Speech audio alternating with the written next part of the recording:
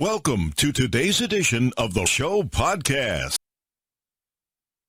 Novak Djokovic broke Roger Federer's record for the most amount of weeks spent as the world number one, and he celebrated by partying with fans in the streets of Belgrade. Djokovic ensured he sat at the top of the standings for a 311th week by winning the Australian Open title last month.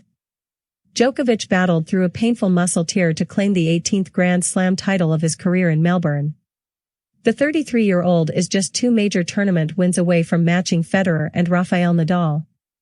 But he has pulled away into a league of his own when it comes to weeks spent at the top of the tennis rankings. And Djokovic took to the streets in Belgrade to celebrate with his hardcore supporters. However, social distancing measures were flaunted as Serbian guidelines say outdoor gatherings should be limited to 5 people. A physical distance of at least 1.5 m must be observed, while face masks are mandatory indoors and outdoors when the area is crowded.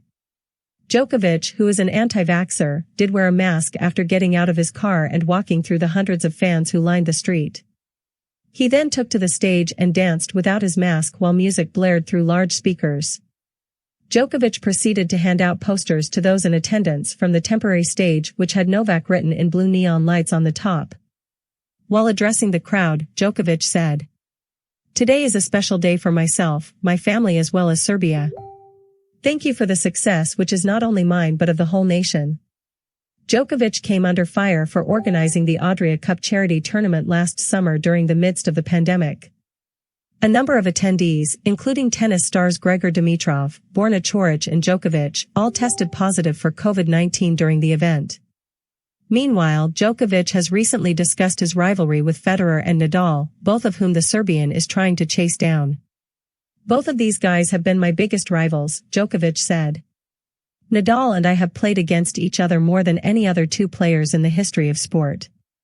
We have played I think 55 times, or maybe more, I'm not really sure. I have played Roger also nearly 50 times.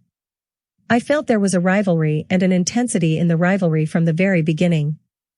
Right from 15 years ago. For 15 years we have been pushing each other to the limit and making each other better.